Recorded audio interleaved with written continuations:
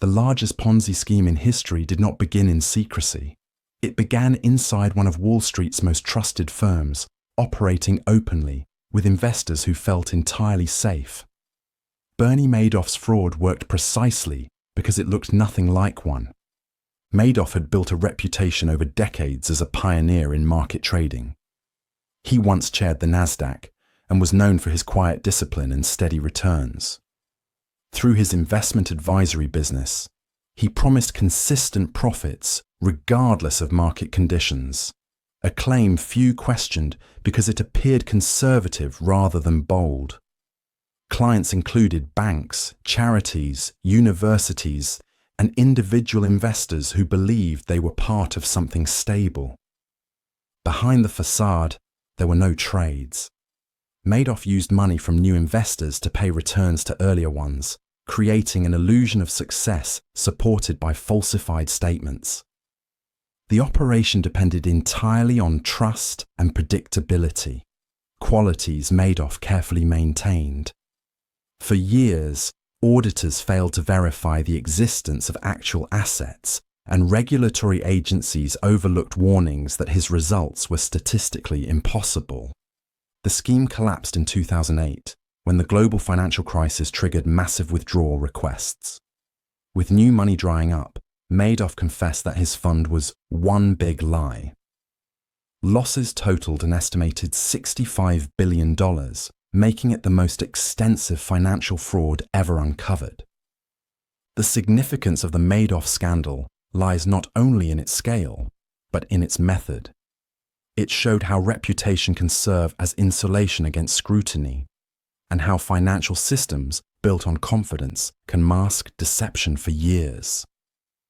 The case redefined investor skepticism and reshaped oversight, but it also left a quieter legacy, the realization that transparency, even when promised, is only as reliable as the will to verify it. Lehman Brothers and the 2008 crash. When Lehman Brothers filed for bankruptcy on September 15, 2008, it was not simply the end of a company. It was the moment the modern financial system briefly stopped trusting itself. The collapse exposed a system that had built its strength on confidence, only to discover that confidence was its weakest link. Lehman Brothers, founded in 1850, had survived wars, depressions, and global transitions. By the early 2000s, it had become deeply involved in the trade of mortgage-backed securities, complex financial products created from bundles of home loans. As the US housing market expanded, these assets appeared safe and profitable. Banks repackaged them, earned fees, and borrowed heavily against their rising value. Risk seemed diversified, but in truth, it was only dispersed, spread thinly, not eliminated. When housing prices began to fall, the foundation cracked. Mortgage defaults rose, the value of these securities collapsed, and firms that depended on them faced sudden insolvency. Lehman had taken on extraordinary leverage, amplifying both gains and losses. As creditors pulled away, its balance sheet became unsustainable. Negotiations for rescue failed, and the firm entered bankruptcy with over $600 billion in liabilities, the largest in US history. The aftermath rippled across global markets.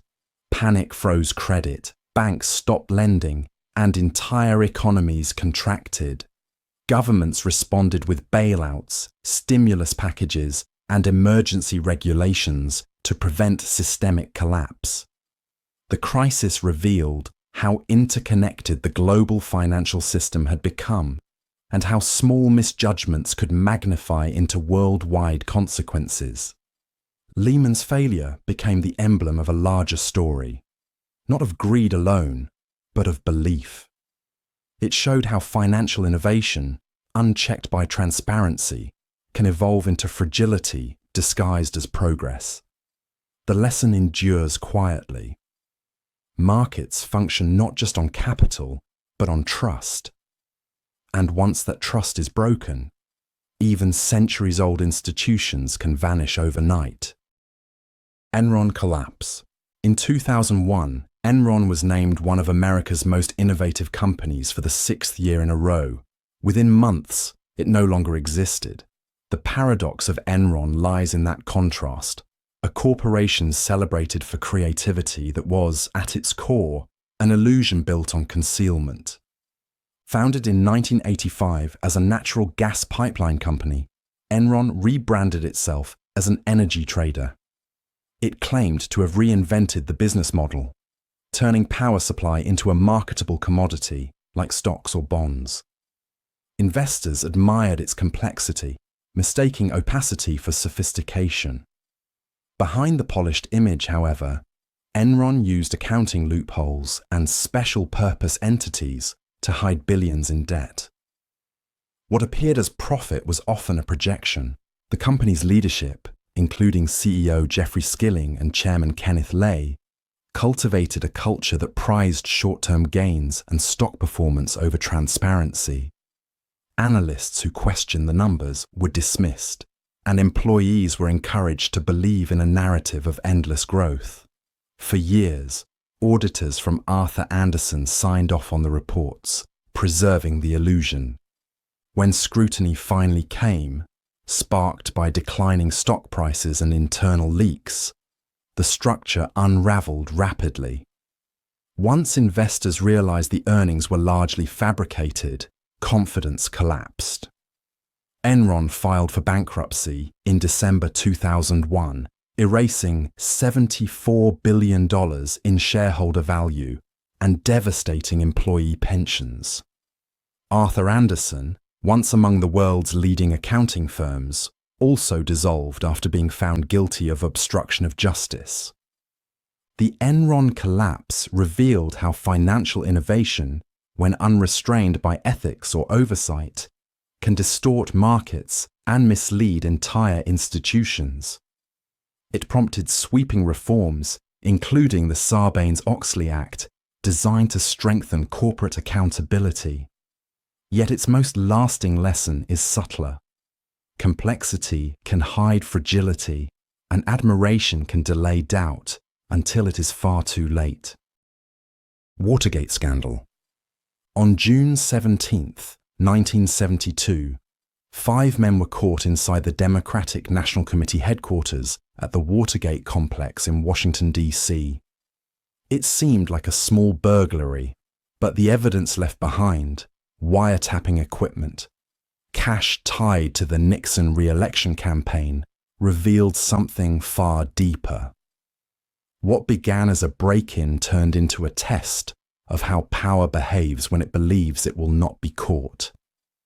At the time, President Richard Nixon's administration was already deeply concerned about leaks and opposition. The creation of the so-called plumbers, a secret team meant to stop classified information from escaping, reflected this obsession. The Watergate burglary was part of a broader effort to control information and influence the 1972 election by any means necessary.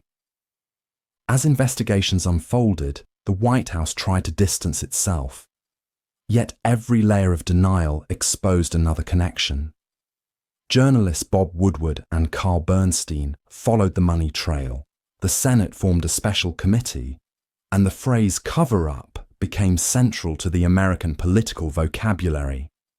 Then came the tapes, secret recordings made in the Oval Office that revealed Nixon discussing how to obstruct the investigation. When the Supreme Court ordered those tapes released in 1974, the president's position became untenable. Rather than face near-certain impeachment, Nixon resigned, the first American president to do so. Watergate's significance lies not just in the crimes, but in the response. It tested the strength of American institutions, showing that accountability could reach even the highest office. It also redefined public trust, leaving citizens permanently more skeptical of government power. The scandal stands as both a political failure and a democratic endurance test, a moment when secrecy collapsed under its own weight, and the truth, however delayed, prevailed. Few companies have connected humanity as broadly as Facebook, and few have been accused of dividing it as deeply. The company's evolution into Meta is not just a corporate rebranding, but a reflection of a long struggle between innovation and accountability. Facebook began in 2004 as a social network built on a simple premise: connecting friends online. Within a decade, it became one of the world's largest platforms for information exchange, political discourse, and digital advertising. But with that scale came recurring crises, each exposing a new layer of ethical and structural tension within the company. The first major controversy erupted over privacy. The platform's collection and use of personal data led to public backlash and government investigations, most notably following revelations that external firms could exploit Facebook's data systems for political influence. Then came issues of misinformation, algorithmic amplification, and mental health. Internal documents, leaked by whistleblowers, showed that Facebook's own research had identified harms linked to its products, including effects on teenage users' self-image and the spread of divisive content. Leadership faced accusations of prioritizing engagement metrics over safety. Political polarization, election interference, and the spread of false health information during the pandemic all amplified public scrutiny. Each crisis revealed the difficulty of managing a global information ecosystem, shaped by algorithmic incentives rather than editorial judgment. In 2021, the company reintroduced itself as Meta, shifting focus toward virtual reality and the metaverse. Yet the renaming did not erase the core dilemma: how to balance growth, innovation, and social responsibility. The Facebook Meta scandals collectively represent not one failure, but a systemic pattern, an ongoing test of whether technology designed to connect people can avoid exploiting their attention in the process. A company that built its identity on engineering precision was undone by a line of code. The Volkswagen emissions scandal revealed that deception can be automated, that technology designed for efficiency can just as easily conceal truth. Volkswagen had positioned itself as a leader in clean diesel, promoting vehicles that balance performance with environmental responsibility. The image was compelling: power without pollution. But in 2015, researchers at West Virginia University discovered discrepancies between emissions tested in laboratories and those recorded on the road. The difference was staggering. Volkswagen cars emitted up to 40 times the legal limit of nitrogen oxides during real driving conditions. Investigations soon uncovered the mechanism behind this deception: defeat devices embedded in the vehicle's software. These programs could detect when the car was undergoing an emissions test and automatically reduce output to appear compliant. Outside the lab, the system reverted to full performance, releasing harmful pollutants into the air. The manipulation affected around 11 million vehicles worldwide. Volkswagen initially denied wrongdoing, but eventually admitted to the deliberate installation of the software. The consequences were severe: billions in fines, criminal charges against executives, and a collapse of consumer trust in the brand once known for reliability. The company undertook a massive recall and shifted focus toward electric vehicles in an effort to rebuild its image. The scandal's significance extends beyond Volkswagen. It exposed the fragility of environmental regulation in the face of sophisticated corporate strategy, and the gap between what companies claim and what they deliver. More quietly, it also marked a turning point in public understanding that technological innovation without ethical oversight can produce results as destructive as they are advanced. The clean diesel era ended not with innovation, but with a realization about accountability in the age of automation. 11.5 million confidential documents surfaced in 2016, revealing how the global elite quietly moved wealth through offshore networks. The event, known as the Panama Papers, did not expose a single fraud or theft. It exposed a system built to make accountability optional. The leak came from Mossack Fonseca, a Panamanian law firm that specialized in creating shell companies, legal entities that could own assets while concealing the real owners. For decades, such structures existed in a grey area between legality and secrecy. They served corporations seeking tax efficiency, but also politicians, business magnates, and criminals who wanted their finances hidden from scrutiny. When journalists from over 80 countries began analysing the data, a detailed map of global secrecy emerged. The documents linked public officials and heads of state to offshore accounts and holding companies. These entities were not inherently illegal, yet they revealed how wealth and power often operate behind protective layers of paperwork and jurisdictional complexity. The reactions were swift. Leaders resigned, investigations began, and financial regulators worldwide faced pressure to close loopholes that allowed secrecy to thrive. Governments established beneficial ownership registries, and banks were compelled to strengthen due diligence protocols. Yet, the offshore industry adapted, changing names, locations, and methods to maintain discretion. What the Panama Papers ultimately revealed was less about corruption and more about structure, a financial world that rewards opacity as much as innovation. It showed how globalization had produced not just interconnected markets, but parallel systems, one visible and regulated, the other hidden and quietly influential. The leak's significance endures because it challenged an old assumption that what is legal must also be fair. It forced a reconsideration of transparency itself, revealing that light, once cast on hidden systems, does not dissolve them. It only shows how deeply they run. Theranos, a promise to revolutionize medicine, ended up exposing how ambition can outpace truth. Theranos claimed it could run hundreds of blood tests from a single drop of blood, a vision that captivated Silicon Valley investors, government officials, and the public. Yet the breakthrough technology it advertised never actually worked. Founded in 2003 by Elizabeth Holmes, Theranos began as a startup built around secrecy. Its core device, the Edison machine, was said to make traditional labs obsolete. Investors were drawn to the idea of faster, cheaper diagnostics that could democratize healthcare. Partnerships with major pharmacies and glowing media coverage cemented Holmes's image as a visionary in the mold of tech pioneers.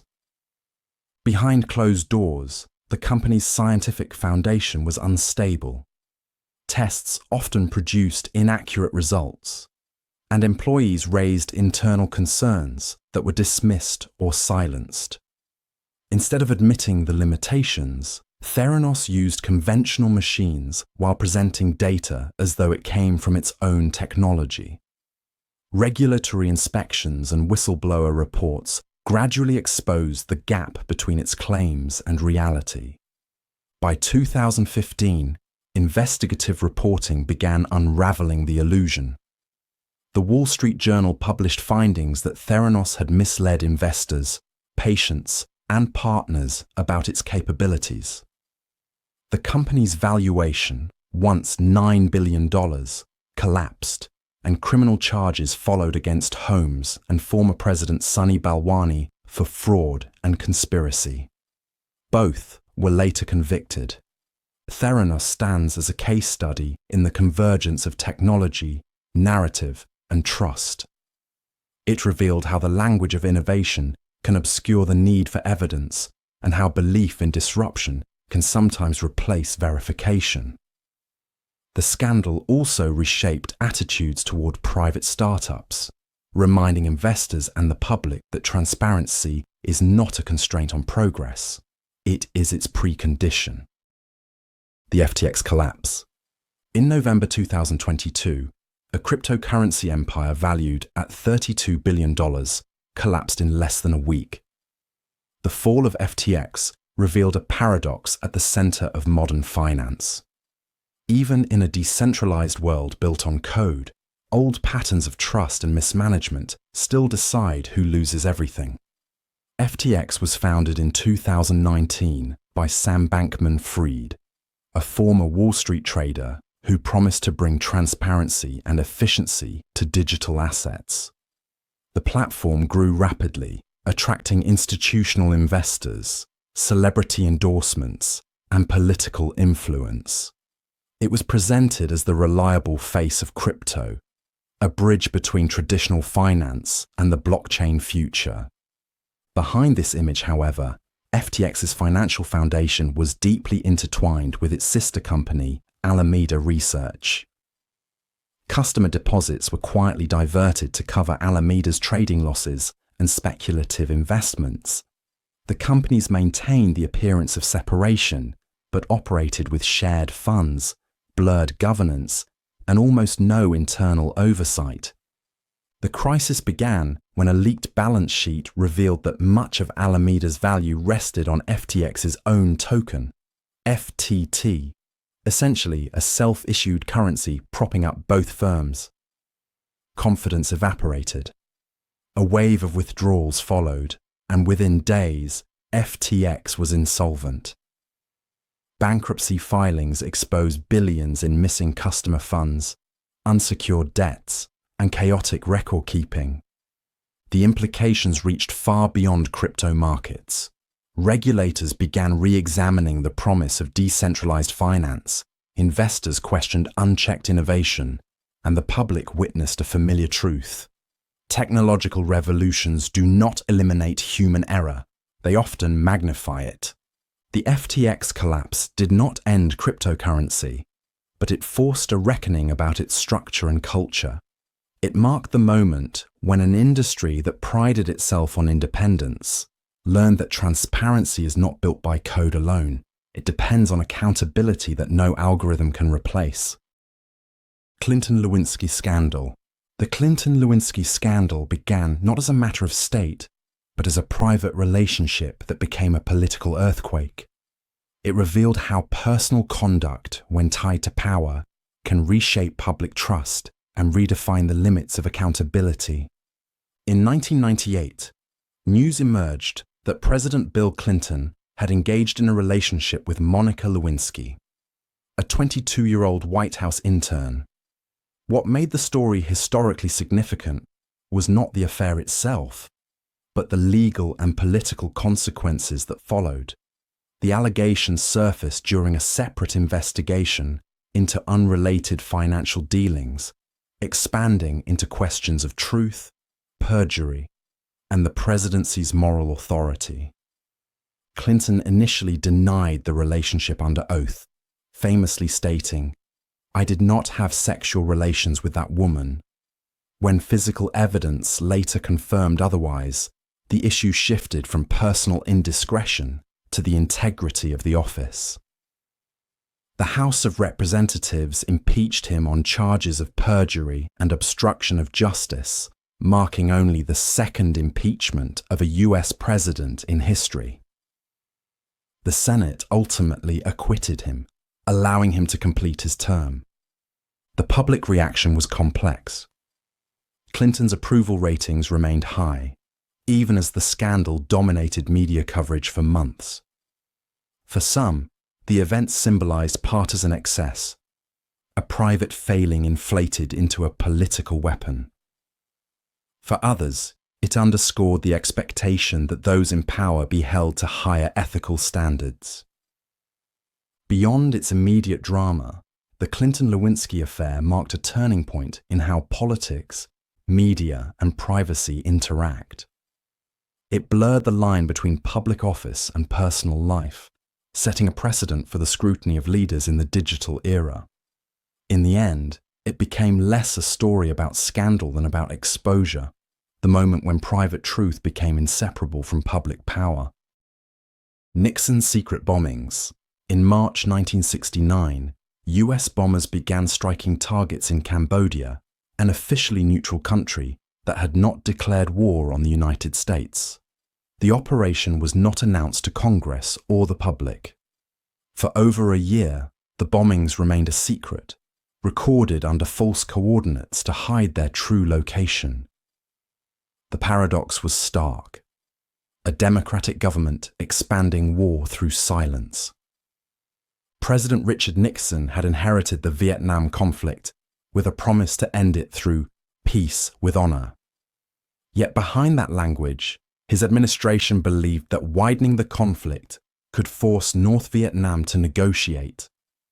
The plan, known as Operation Menu, targeted suspected communist sanctuaries across the Cambodian border. The strikes were conducted with the cooperation of the US Air Force and the CIA under direct presidential authority. Secrecy was essential. Pentagon records were falsified, and orders bypassed traditional chains of command. Even high-ranking military officials and members of Congress were unaware of the full scope.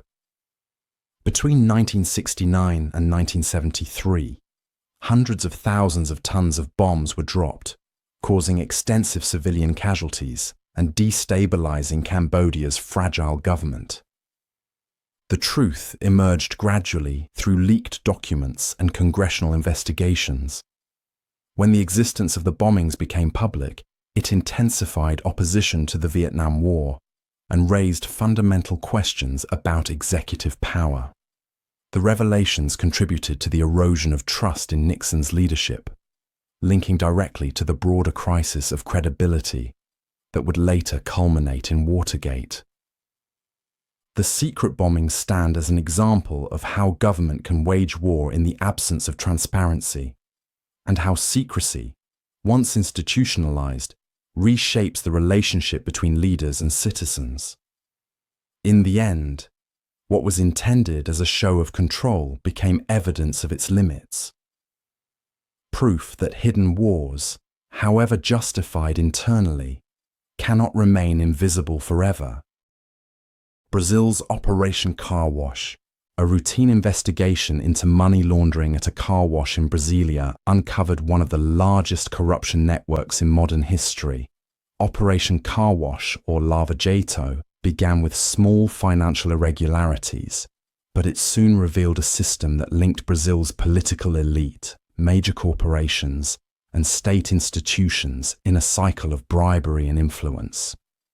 The investigation started in 2014, when prosecutors traced suspicious payments through a currency exchange business operating out of a gas station and car wash. Those transactions led to executives at Petrobras, Brazil's state-controlled oil company, who had accepted bribes from construction firms in exchange for inflated contracts. Profits from those deals were funneled into political campaigns, ensuring continued protection and access. As investigators followed the money, the scope widened. Dozens of high-profile figures, including former presidents, ministers, and CEOs, were implicated. The operation became a national reckoning, challenging a culture of political patronage that had endured for decades. Internationally, it reached across Latin America, exposing parallel schemes involving Brazilian contractors in multiple countries. Yet, as the investigation expanded, so did controversy. Critics accused prosecutors and Judge Sergio Moro of overreach, selective prosecution, and political bias. In 2019, leaked messages suggested coordination between investigators and judges, raising doubts about judicial neutrality. While Operation Car Wash achieved historic convictions, many were later overturned, and its methods became as divisive as its findings.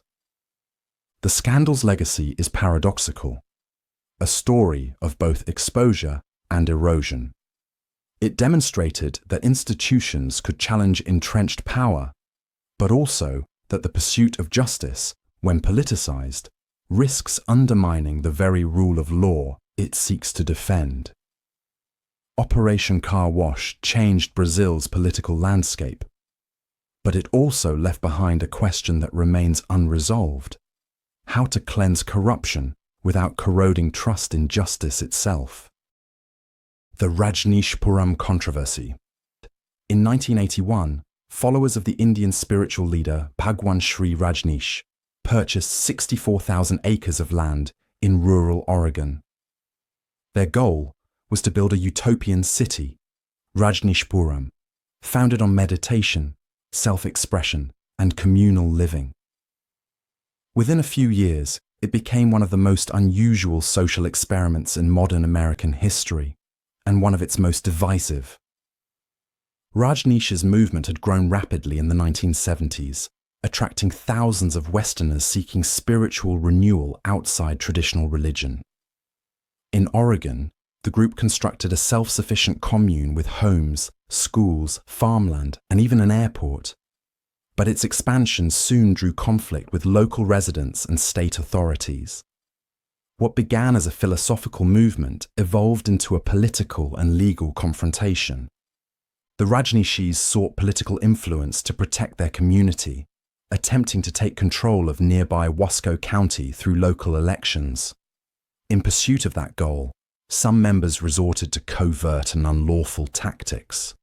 In 1984, followers orchestrated a bioterror attack by contaminating salad bars in the Dalles with salmonella, sickening more than 700 people, the first such attack on US soil. Others engaged in wiretapping, immigration fraud, and plots against public officials. By 1985, internal tensions and federal investigations dismantled the community.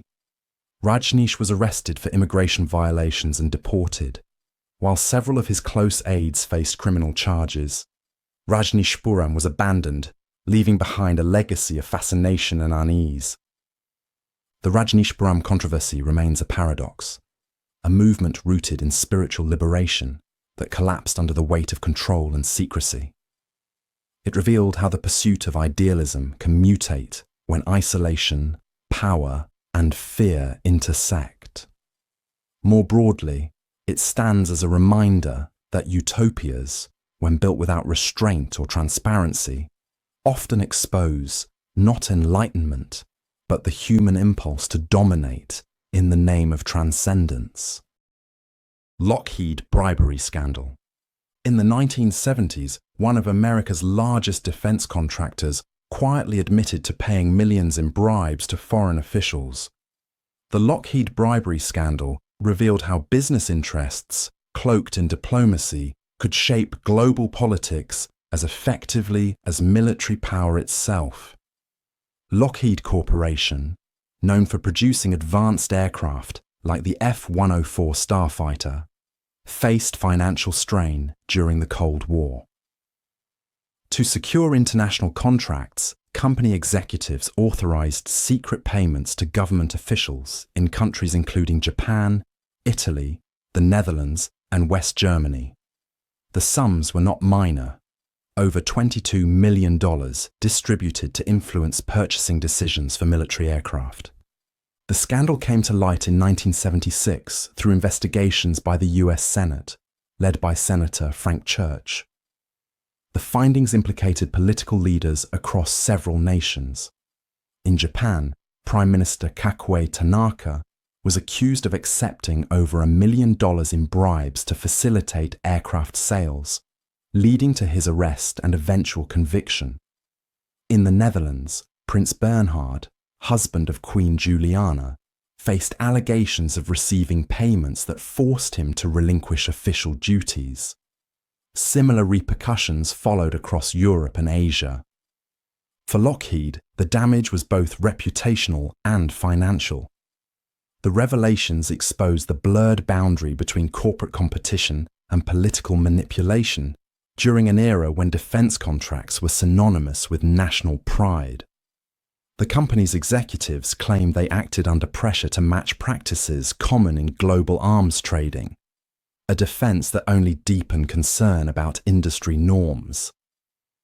The fallout prompted the United States to adopt the Foreign Corrupt Practices Act in 1977, criminalizing the bribery of foreign officials by American companies.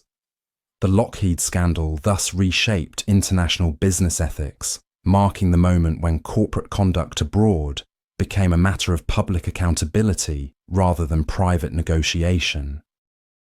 Charles Ponzi and the original scheme. Before the term even existed, a man in Boston had already invented it. Charles Ponzi didn't just create a financial scam, he gave a name to a recurring feature of modern ambition: profit built on confidence rather than substance. Ponzi arrived in the United States as an Italian immigrant with few resources, but immense charm. His idea seemed both novel and legitimate, profiting from international postal reply coupons by exploiting differences in currency values. It sounded plausible enough to attract investors who were eager for quick returns in the post-war boom. The mechanism, however, was a facade.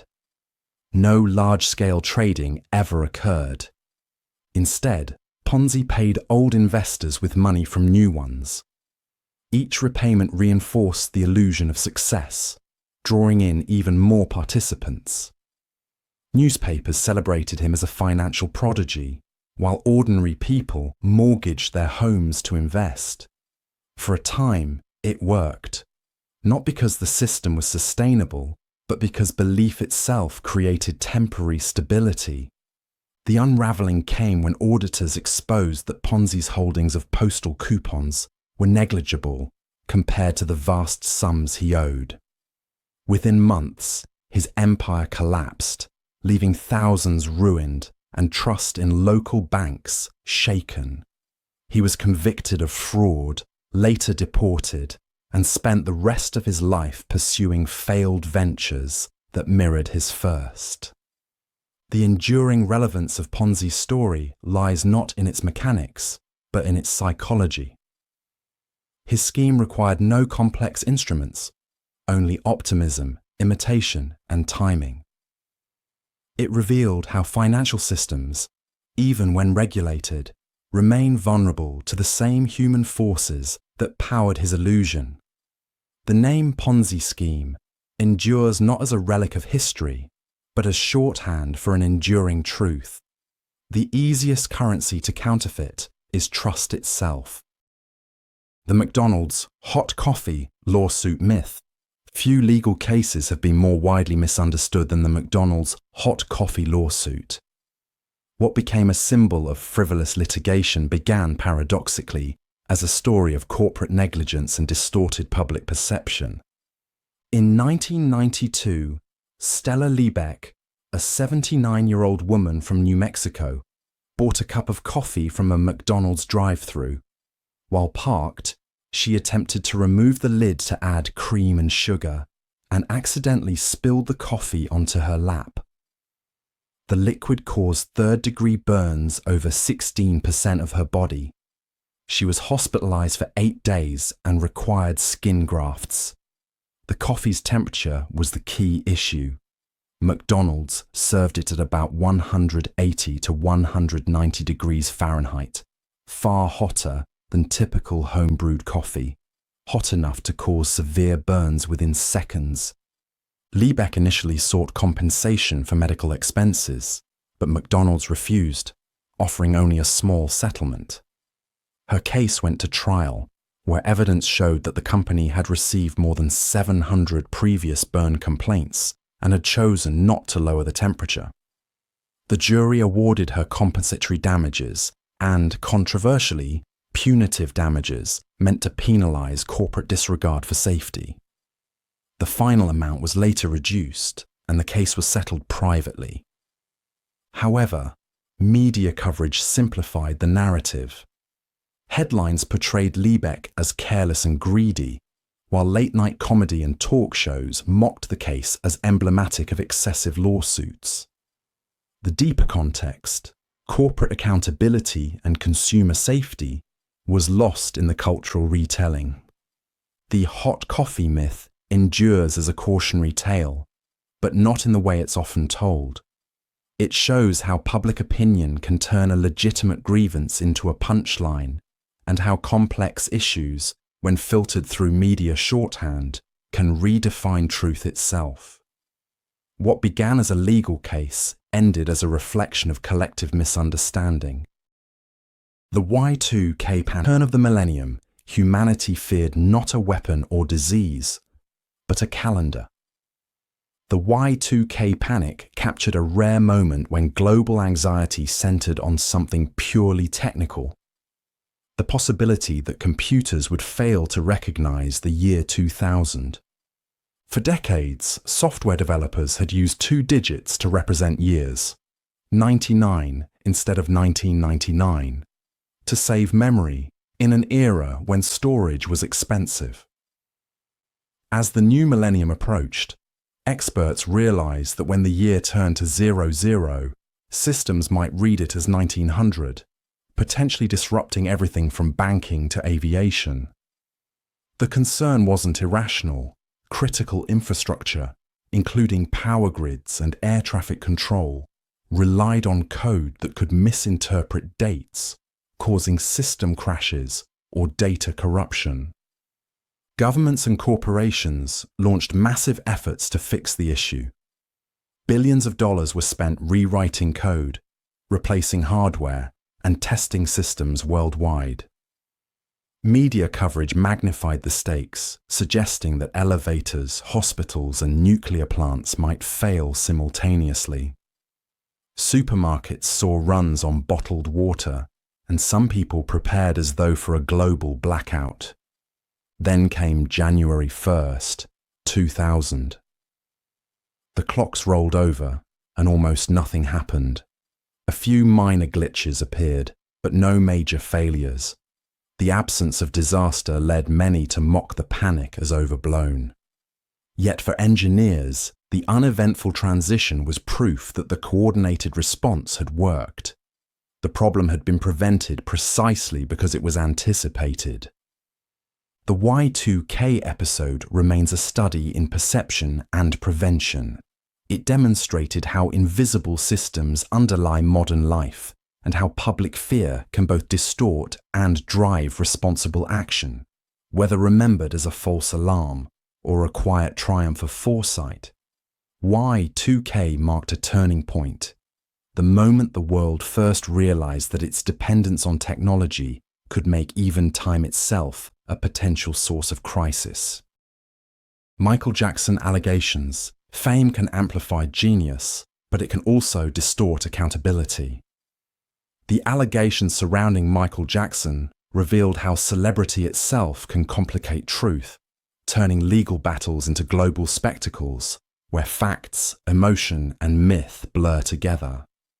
Michael Jackson, one of the most influential entertainers of the 20th century, faced his first public accusation of child sexual abuse in 1993. The case, brought by the family of 13-year-old Jordan Chandler, was settled out of court for an undisclosed sum, fueling public debate over whether the payment implied guilt or exhaustion.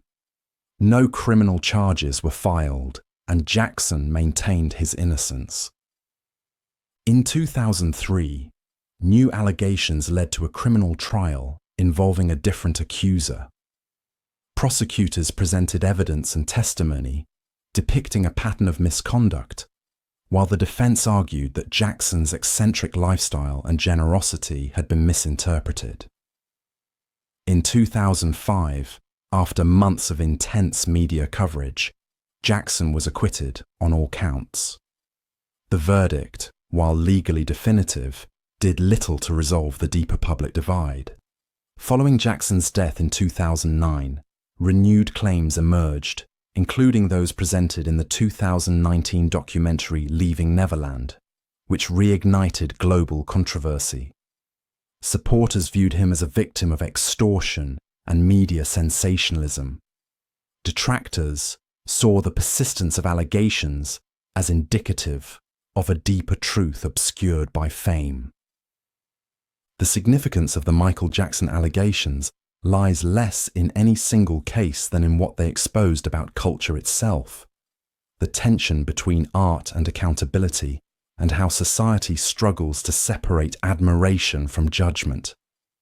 Whether one views Jackson as innocent, guilty, or misunderstood, the enduring debate illustrates a broader paradox of fame. When a person's image becomes larger than life, even the truth must compete for recognition. Tiger Woods' cheating scandal. Perfection was his brand. Tiger Woods wasn't just the best golfer in the world. He was a model of composure, discipline, and control. The scandal that followed shattered that image, revealing a paradox at the heart of fame itself. The human flaws hidden beneath the machinery of perfection. In November 2009, reports emerged that Woods had crashed his car outside his Florida home under mysterious circumstances. Within days, the story expanded beyond a traffic incident. Tabloids and major outlets began uncovering evidence of multiple extramarital affairs, contradicting the carefully constructed public persona that had defined his career. Woods, who had built his reputation on focus and restraint, suddenly faced an avalanche of scrutiny. His silence initially fueled speculation, but when he eventually admitted to transgressions, the narrative shifted from curiosity to collapse. Sponsors withdrew contracts, tournaments distanced themselves, and the world watched as one of the most admired athletes of his generation withdrew from professional golf to seek treatment for what he described as personal failings. The scandal's impact was not limited to his reputation. His dominance on the golf course faded. Injuries and personal struggles compounded his absence from the sport. Yet over time, Woods began a slow, deliberate return, culminating in his emotional 2019 Masters victory, which marked both a personal and symbolic redemption. The Tiger Woods scandal endures not because it was unique, but because it exposed how modern celebrity transforms private weakness into public spectacle. It showed that perfection, when marketed as identity, becomes its own vulnerability. Woods' story ultimately blurred the boundary between athlete and brand, reminding the public that the image of control can collapse faster than any record can be broken. Lance Armstrong doping confession. For more than a decade, Lance Armstrong symbolized resilience itself, a cancer survivor who conquered cycling's most grueling race 7 times in a row. The paradox was that his triumph, built on human endurance, depended on something profoundly artificial. Armstrong's dominance in the Tour de France from 1999 to 2005 transformed him into a global hero. He transcended sport, founding the Livestrong Foundation and inspiring millions facing illness or adversity. Behind the public image, however, he led one of the most sophisticated doping operations in professional athletics. Using erythropoietin, EPO, blood transfusions, and other performance-enhancing methods, Armstrong and his team maintained an appearance of invincibility that no rival could match. Rumors had circulated for years, but Armstrong's aggressive denials silenced critics. He sued journalists, dismissed teammates' accounts, and used his credibility as both athlete and survivor to frame suspicion as cynicism. Yet, in 2012, the US Anti-Doping Agency released an extensive report detailing systematic doping by Armstrong and the US Postal Service team. Stripped of his titles and banned for life, he finally admitted the truth in a 2013 televised interview with Oprah Winfrey, describing the pattern as one big lie. The confession ended one story and began another. Armstrong's fall reshaped public trust not only in cycling, but in the ideal of athletic heroism itself. The revelation that even a narrative of perseverance could be engineered raised broader questions about the cost of success and the psychology of winning. Armstrong's legacy now exists in contradiction. A man whose physical recovery inspired millions, but whose deception redefined the meaning of victory. His scandal revealed that the greatest contests in sport are not fought on roads or fields. They unfold within the tension between ambition and integrity. O.J. Simpson trial. Few criminal trials have blurred the line between justice and spectacle as completely as the O.J. Simpson case. What began as a double homicide investigation evolved into a national mirror, reflecting race, fame, and distrust in American institutions all at once. On June 12, 1994, Nicole Brown Simpson and Ronald Goldman were found murdered outside Brown's Los Angeles home. Within days, suspicion centered on O.J. Simpson, a celebrated former football star turned actor and cultural icon. His attempted flight in a white Ford Bronco, televised live to millions, signaled that this would not be an ordinary case. It became a public event, part legal proceeding, part cultural phenomenon. The prosecution argued that overwhelming physical evidence, DNA, blood traces, and a glove found at the scene, linked Simpson to the murders. The defense, led by Johnny Cochran, countered by reframing the trial as a test of systemic bias, asserting that the Los Angeles Police Department had mishandled and possibly planted evidence. The case, lasting nearly 9 months, played out not just in courtrooms, but across living rooms, classrooms, and news broadcasts. On October 3, 1995, the jury delivered its verdict, not guilty. The decision divided the nation. For some, it represented the failure of justice. For others, it was a rare instance of a black defendant prevailing against a historically biased system. The emotional reaction revealed a country split along lines of race, class, and experience with authority. Years later, Simpson faced civil court, where he was found liable for the deaths, and later, legal troubles reinforced the complexity of his legacy. The O.J. Simpson trial remains more than a courtroom story. It is a study in perception, proving that in certain moments, law and truth operate under different forms of judgment. Janet Jackson, Super Bowl controversy. A split-second moment during a live broadcast changed the trajectory of media regulation. The 2004 Super Bowl halftime show, watched by nearly 90 million people, became infamous not for the music, but for what came to be called a wardrobe malfunction. The incident involving Janet Jackson and Justin Timberlake redefined the boundaries between performance, censorship, and public outrage in the digital age. Near the end of their performance, Timberlake tore part of Jackson's costume, briefly exposing her breast on live television. The entire moment lasted less than a second, but its impact was immediate. CBS, which aired the event, received hundreds of thousands of complaints, and the Federal Communications Commission imposed record fines. What followed was not merely a debate about indecency, it became a cultural referendum on gender accountability and media responsibility. Jackson, one of the most successful entertainers of her time, faced a career backlash that far outweighed Timberlake's. Her music videos were blacklisted, her appearances cancelled, and her reputation reshaped by the controversy. Meanwhile, networks instituted broadcast delays to prevent future incidents, marking a turning point in live television policy. The response revealed deep contradictions in American culture, a society simultaneously saturated with sexual imagery, yet eager to punish its display when it breached control. The asymmetry of the fallout, where Jackson bore the brunt of public condemnation, exposed how gender and race influence narratives of blame.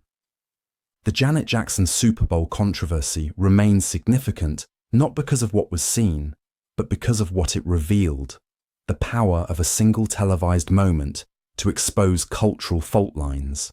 It forced an industry and a country to confront how morality, media, and spectacle often collide, leaving behind consequences that far outlast the moment itself. Logan Paul Japan scandal. A single video turned one of YouTube's biggest stars into a global symbol of the internet's moral boundaries. The Logan Paul Japan scandal revealed how entertainment, when stripped of context and restraint, can cross into spectacle that tests the limits of empathy itself. In December 2017, Logan Paul, then among YouTube's most influential creators, visited Japan's Aokigahara forest, widely known as a site associated with suicide. During filming, his team encountered a deceased individual. Instead of stopping the recording, Paul included graphic footage of the body in a vlog titled, "We Found a Dead Body in the Suicide Forest." The video, uploaded to his channel, was viewed millions of times before being removed. The backlash was immediate and widespread.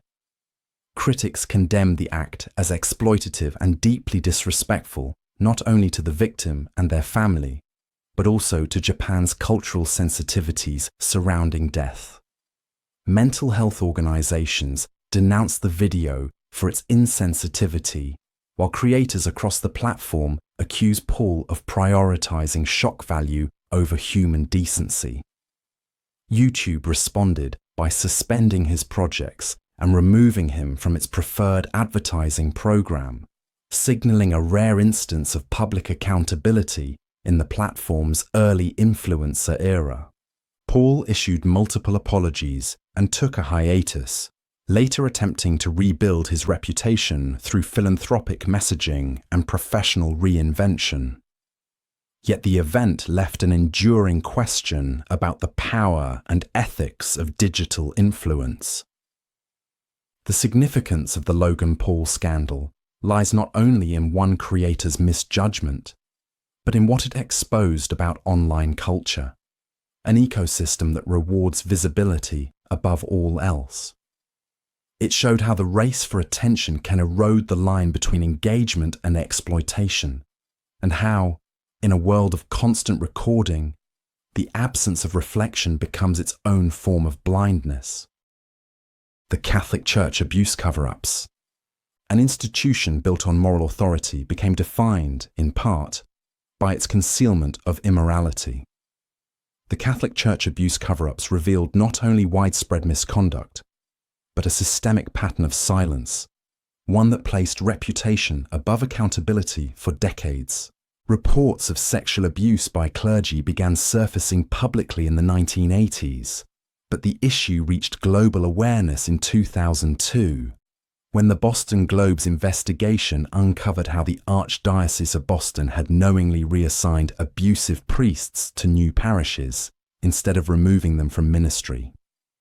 The revelation was not of isolated wrongdoing, but of a coordinated effort to suppress allegations, shield perpetrators, and avoid scandal through secrecy and financial settlements. As other dioceses and countries began their own investigations, a similar pattern emerged across continents. Internal documents showing knowledge of abuse, children silenced or disbelieved, and bishops prioritizing the Church's image over justice.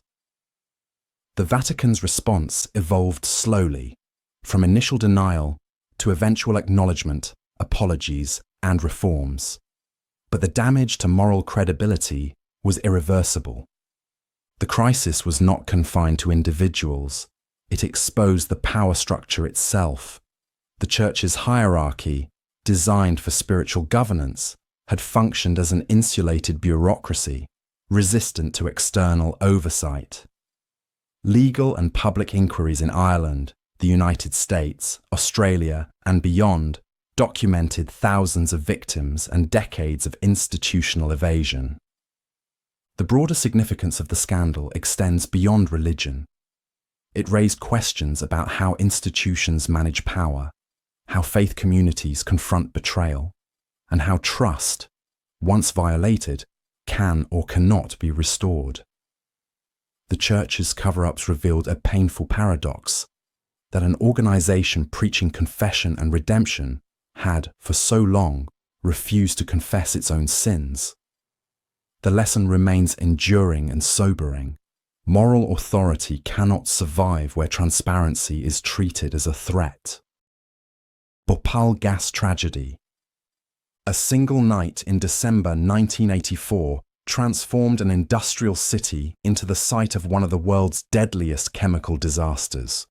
The Bhopal gas tragedy exposed a paradox at the heart of industrial progress: how technology meant to serve society can, when neglected, turn against it. At the Union Carbide pesticide plant in Bhopal, India, water entered a storage tank containing methyl isocyanate, a highly toxic chemical used in pesticide production.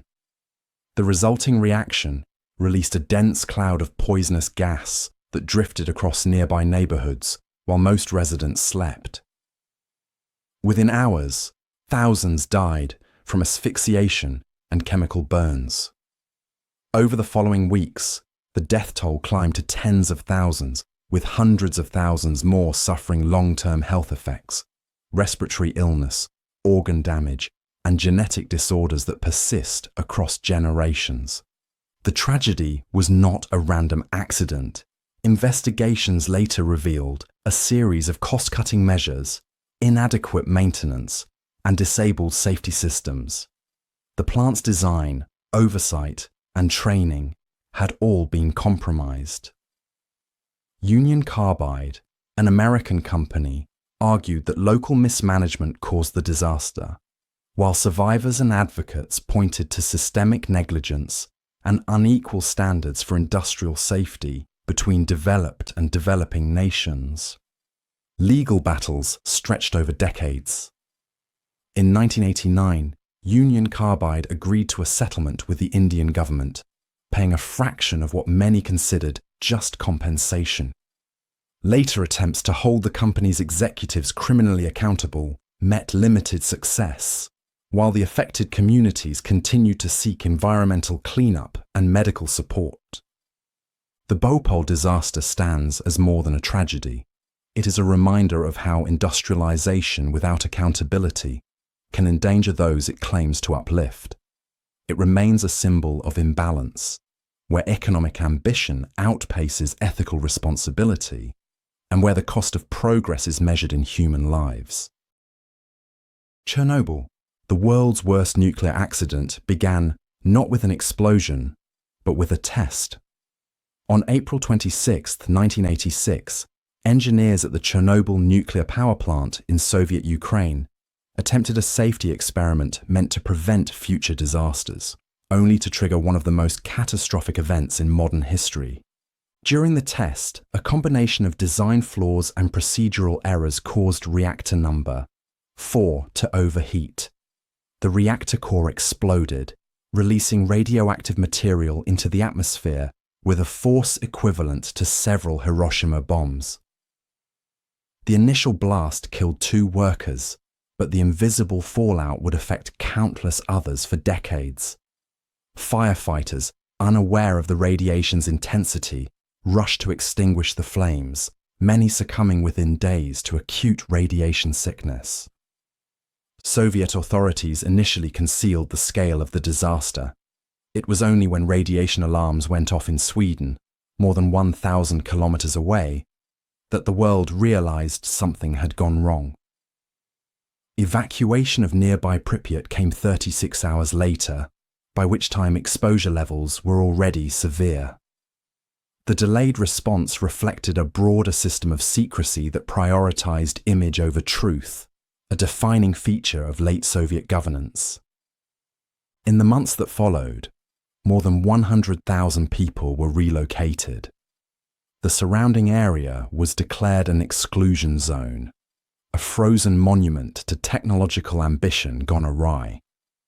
Studies estimate thousands of deaths linked to radiation exposure, though precise numbers remain uncertain due to inconsistent reporting and political suppression. Chernobyl became more than an industrial failure. It symbolized the limits of state control in the face of scientific reality. The disaster reshaped global energy policy, accelerated the Soviet Union's loss of credibility, and redefined how the world measures the cost of progress. In Chernobyl's silence today, the paradox remains, a lesson built on the ruins of human certainty. The FIFA corruption scandal. The organization that governs the world's most popular sport once stood as a symbol of unity. Yet in 2015, FIFA, the Fédération Internationale de Football Association, became the center of one of the largest corruption scandals in modern sports, exposing how the game's global reach had been quietly shaped by bribery, power, and secrecy. For years, FIFA had overseen billion-dollar tournaments and sponsorships with limited external oversight. Behind the image of international cooperation, senior officials allegedly accepted millions in bribes and kickbacks in exchange for awarding hosting rights and commercial contracts. The scandal erupted when US federal investigators unsealed indictments against more than a dozen FIFA executives, accusing them of racketeering, wire fraud, and money laundering spanning over 2 decades. The revelations traced back to long-standing practices, payments disguised as consulting fees, secret meetings, and votes influenced by personal gain rather than merit. The awarding of the 2018 and 2022 World Cups to Russia and Qatar drew particular scrutiny, raising questions about political influence and ethical standards within global sports governance.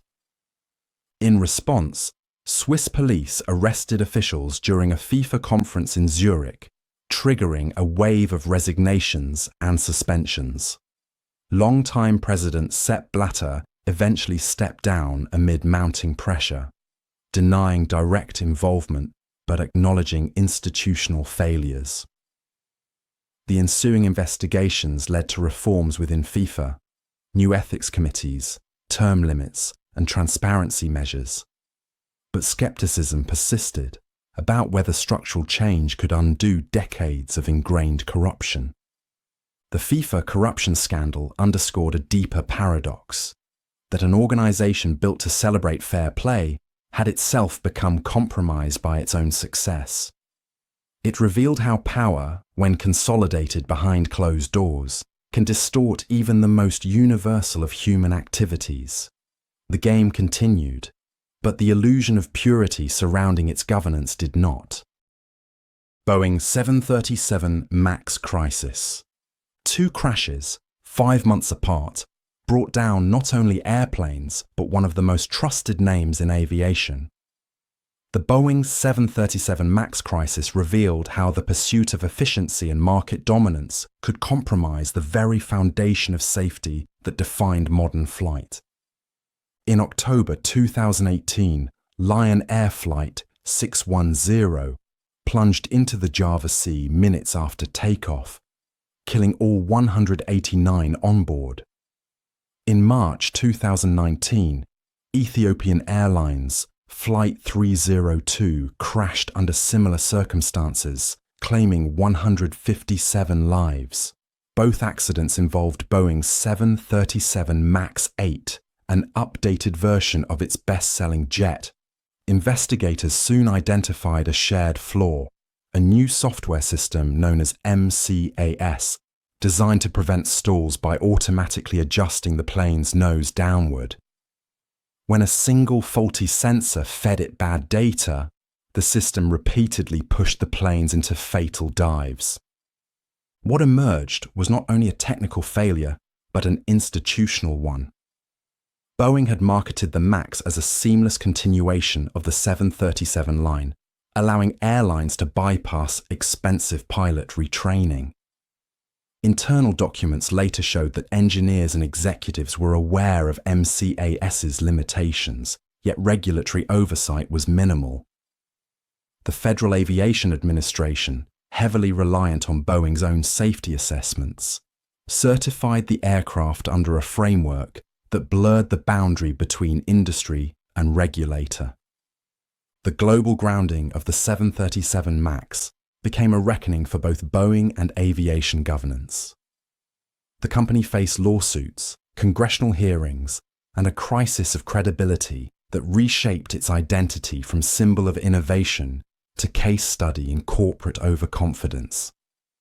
The scandal's significance lies in its quiet warning. Technological advancement, when guided by commercial urgency rather than caution, can turn progress into peril.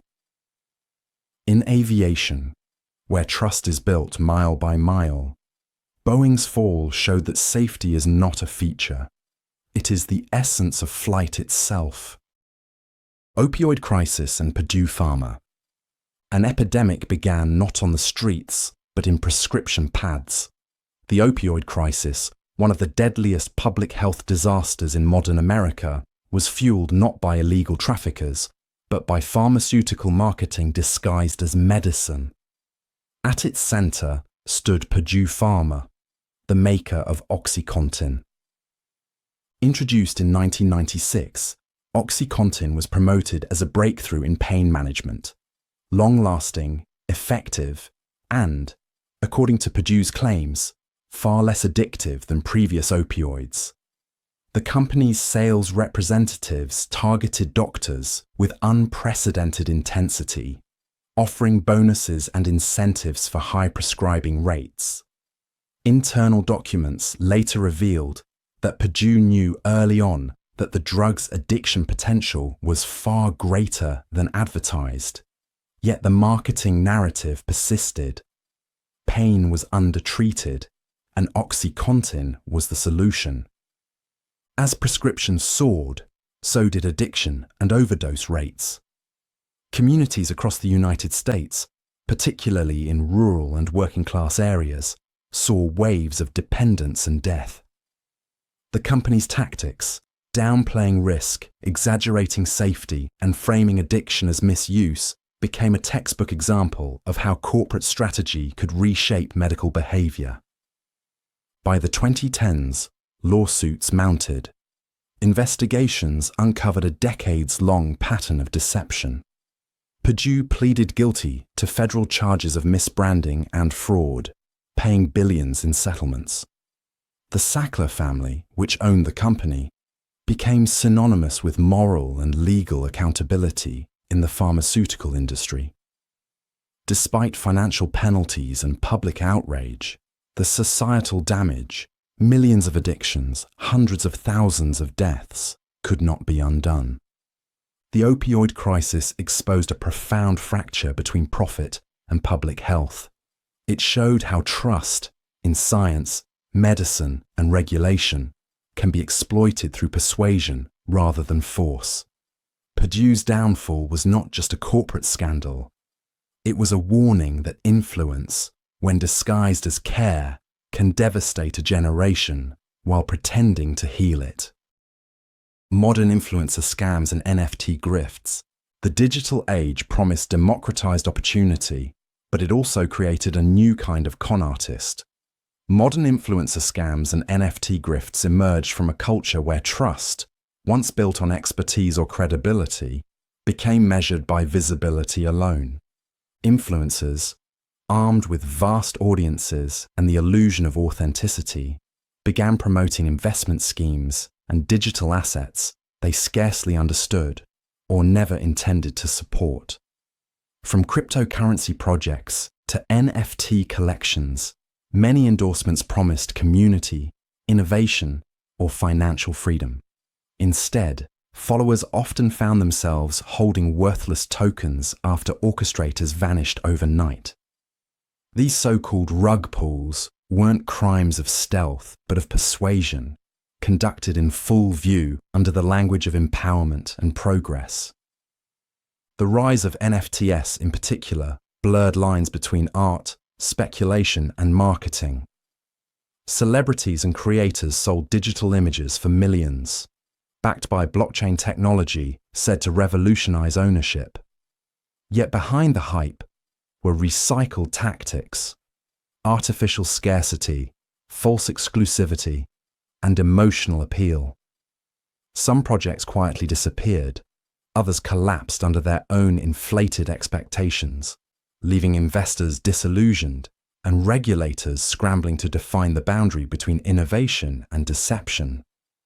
What made these schemes uniquely modern was not just their digital form, but their social architecture. Audiences trusted personalities over institutions, making influence itself the commodity. The same platforms that rewarded engagement also enabled exploitation. Where enthusiasm could be monetized faster than accountability could catch up. The influencer and NFT scandals reveal a paradox at the heart of online culture. When every follower becomes potential capital, authenticity becomes negotiable. These grifts were not simply financial crimes. They were cultural experiments in credibility, showing how easily confidence can replace evidence in a world that moves too quickly to verify truth. The murder of Rasputin.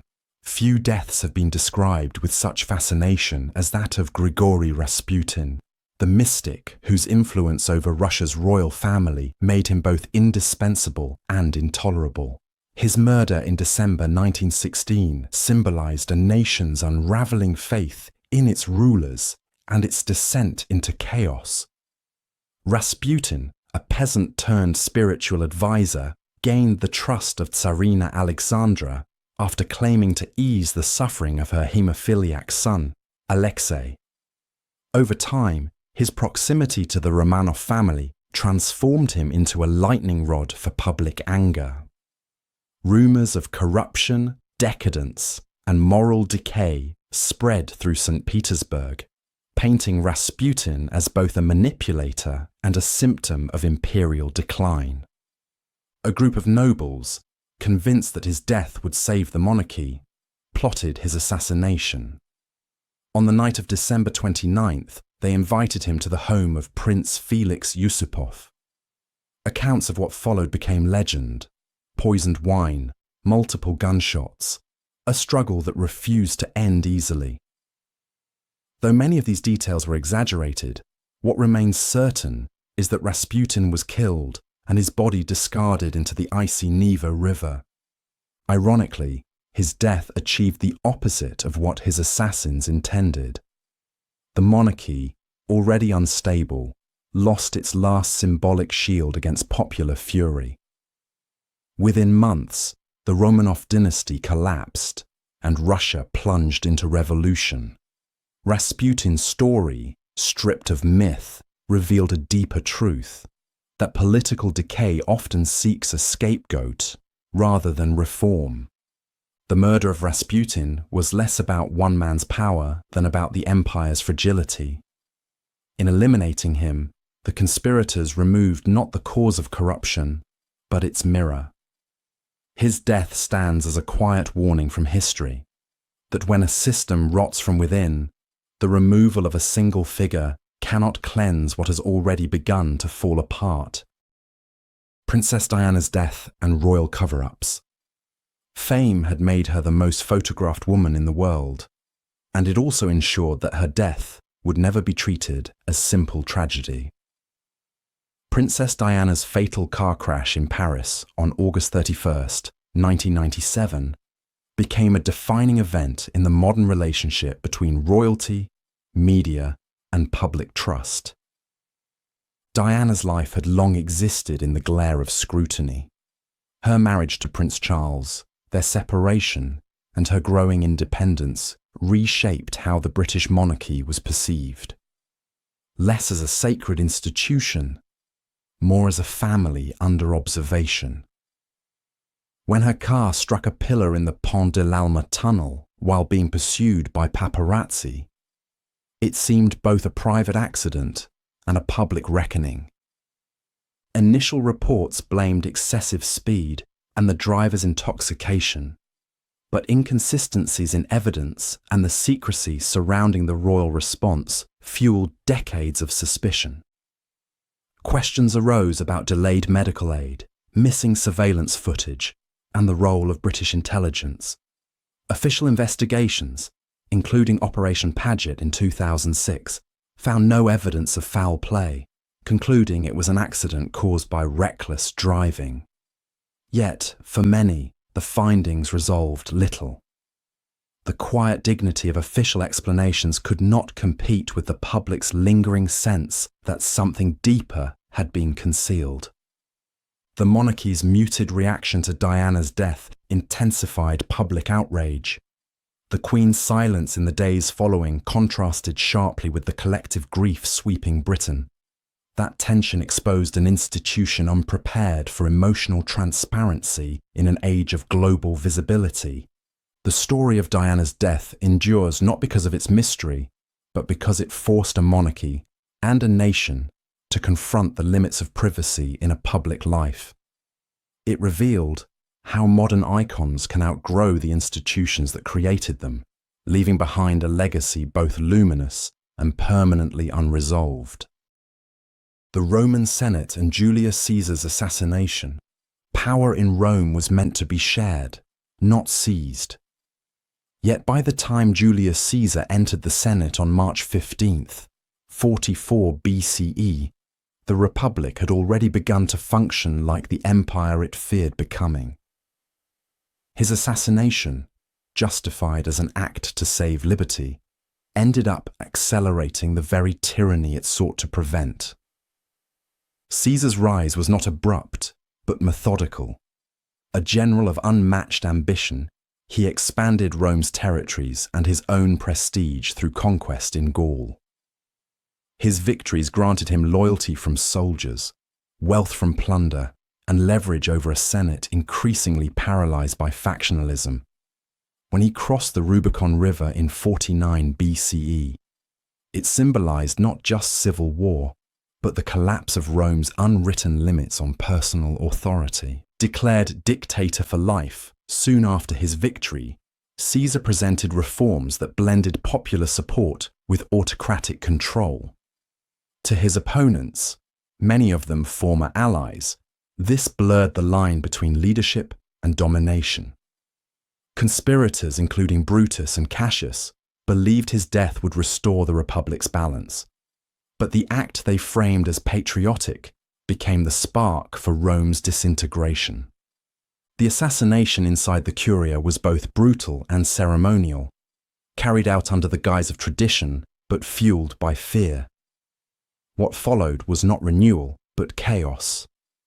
Public mourning, civil wars, and the eventual rise of Caesar's heir, Octavian, who would rule as Augustus, the first Roman emperor. The irony of Caesar's death is that his killers defended a system already beyond repair. Their knives preserved no republic, only paved the path to monarchy. History's verdict remains austere. The Senate destroyed the man who threatened their power, yet in doing so, confirmed that it was already lost. Heaven's Gate cult. When police entered the rented mansion in Rancho Santa Fe, California in March 1997, they found 39 people lying peacefully in identical black clothing and sneakers. Each had taken a lethal dose of barbiturates. The group called themselves Heaven's Gate, and they believed death was not an end, but a transfer to a higher next level of existence aboard an alien spacecraft. Heaven's Gate was founded in the 1970s by Marshall Applewhite and Bonnie Nettles, who combined apocalyptic Christianity with science fiction imagery. Their message was simple but absolute. Humanity was doomed, and salvation could be achieved only by shedding the human body to join a higher, extraterrestrial civilization. Over 2 decades, they gathered a small but intensely devoted following, people who surrendered possessions, families, and identities to pursue what they believed was a form of spiritual evolution. By 1997, the group saw a sign of destiny in the appearance of Comet Hale-Bopp. They interpreted it as the vehicle for their ascension. Applewhite, increasingly convinced that their time on Earth had expired, led the group through a ritual of preparation and farewell.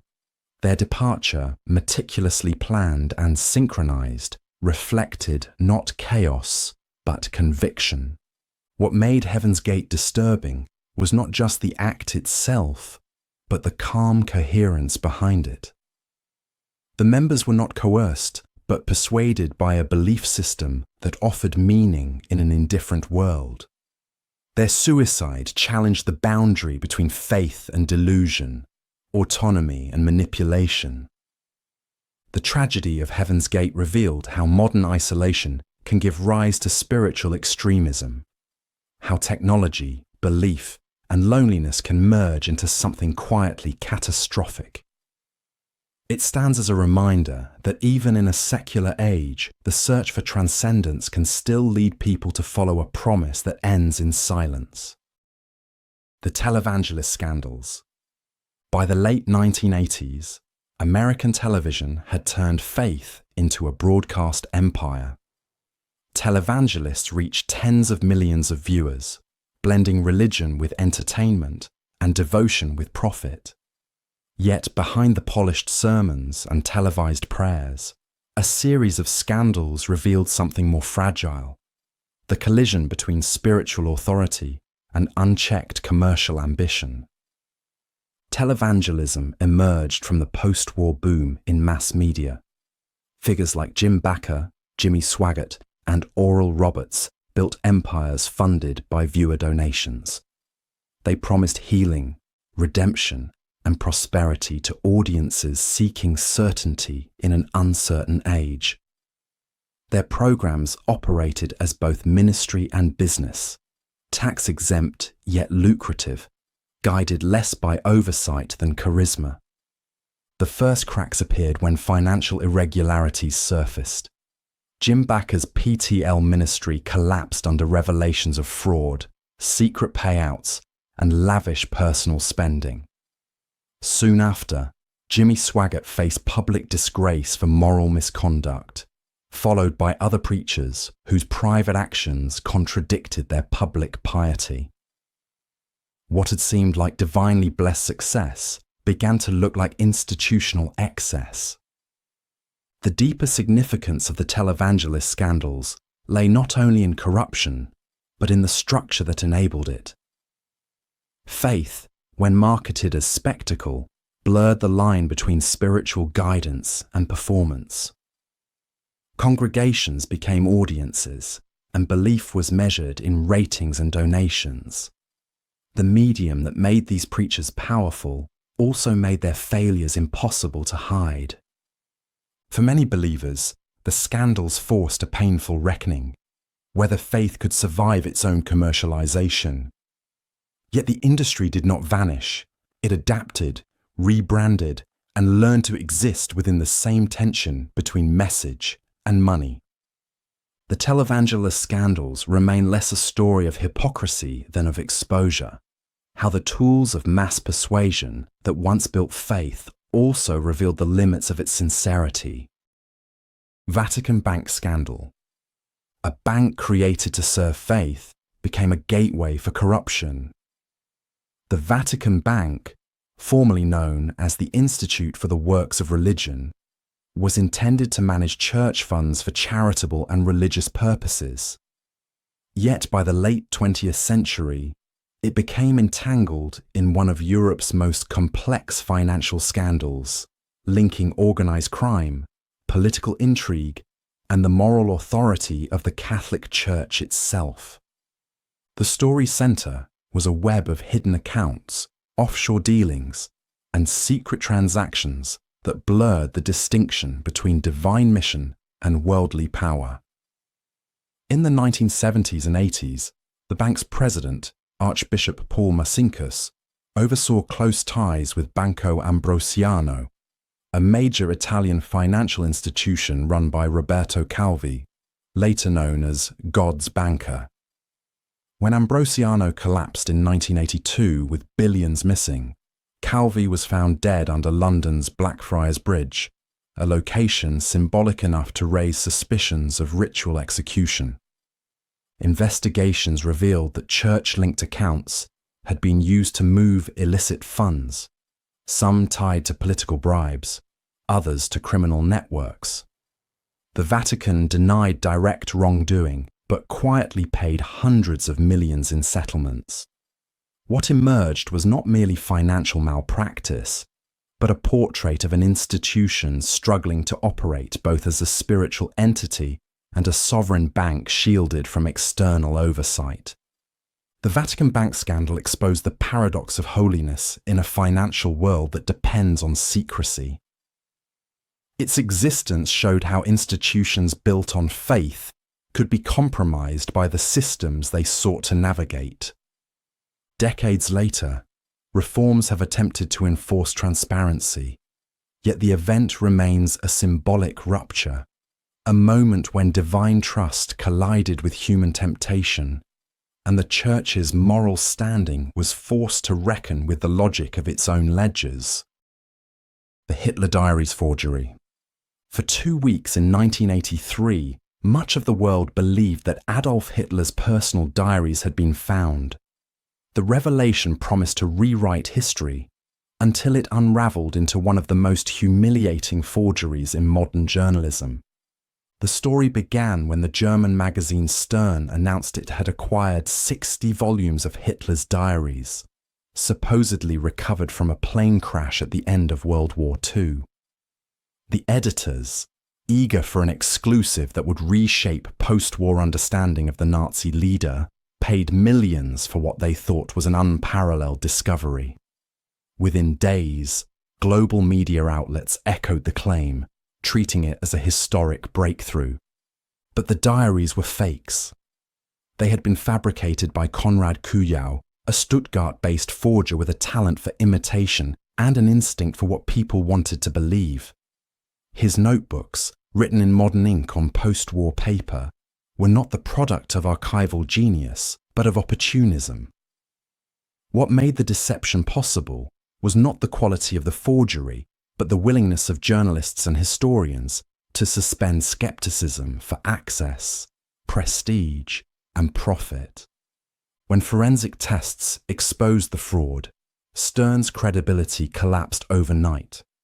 Senior editors resigned, reputations were destroyed, and the episode became a case study in how institutions can deceive themselves more effectively than any outsider could. The Hitler Diaries forgery revealed a paradox of historical truth, that even in a world devoted to evidence, belief often precedes verification. It was less a scandal about Hitler than about modern media's hunger to possess the past. In the end, the fake diaries didn't alter history, but they did expose the vulnerabilities of those who claim to protect it. The Shakespeare authorship debate. The authorship of Shakespeare's works has been questioned for longer than many of his plays have been studied seriously. The paradox lies here. The world's greatest writer left behind almost no personal evidence of his own writing. From this absence grew one of literature's longest-running intellectual controversies, the Shakespeare authorship debate.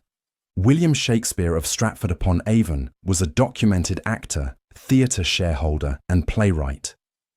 Yet by the 19th century, some began to argue that the man from Stratford could not have written works of such erudition, political insight, and classical depth.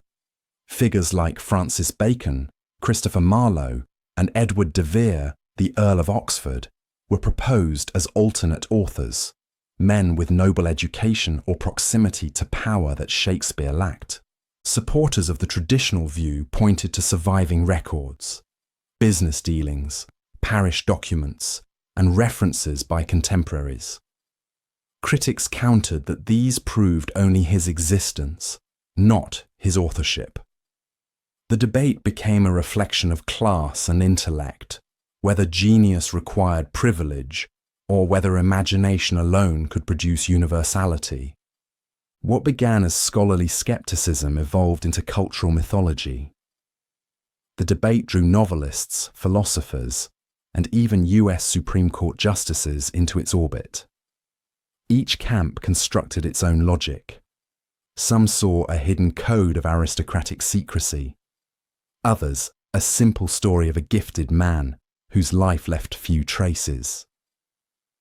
The Shakespeare authorship debate reveals less about the playwright himself and more about the unease with human creativity, that something so vast could emerge from someone so ordinary. In the end, the controversy endures not for lack of evidence, but because it reflects an enduring human impulse to search for mystery where genius seems too improbable to explain. 87 million people unknowingly contributed to one of the largest data breaches in history, not through hacking, but through routine use of social media. The Cambridge Analytica scandal revealed that the boundaries between public sharing and private information had quietly dissolved long before anyone noticed. Cambridge Analytica was a political consulting firm that promised to revolutionize campaigning by merging psychology with data science. It acquired vast amounts of Facebook user data through a seemingly harmless personality quiz. What users didn't realize was that the app collected not only their answers, but the profiles of their friends as well, turning casual participation into mass data extraction. From this information, the company built psychological models capable of predicting and, allegedly, influencing voter behavior. It targeted individuals with highly tailored political content, designed to appeal to their fears, values, or impulses. While the actual impact of this micro-targeting remains debated, the method itself exposed a quiet transformation. Persuasion had become an algorithmic process. When journalists and whistleblowers revealed the practice in 2018, Facebook's role came under intense scrutiny. The platform had allowed third-party access to user data with minimal oversight, enabling a system that treated privacy as an afterthought. Global investigations and hearings followed, leading to fines, public apologies, and promises of reform. But the damage to trust was already done. The Cambridge Analytica case became more than a story about one company's misconduct. It illustrated how digital tools built for connection can be repurposed for manipulation, often invisibly. The scandal forced a reckoning with the idea that personal data is not merely a byproduct of online life. It is the raw material of modern power. The IQ testing bias scandal, an intelligence test meant to measure potential instead, exposed the limits of objectivity itself. The IQ testing bias scandal revealed how a tool created to quantify intellect became a reflection of social and cultural assumptions rather than pure ability. When Alfred Binet developed the first intelligence tests in early 20th century France, his intent was diagnostic, to help identify children needing educational support. But as the tests were adopted and standardized across countries, they evolved into instruments of hierarchy. By mid-century, IQ scores were being used to classify, segregate, and even justify inequality. The supposed neutrality of numbers hid the biases embedded within them: linguistic familiarity, cultural context, socioeconomic exposure, and educational access all shaped results.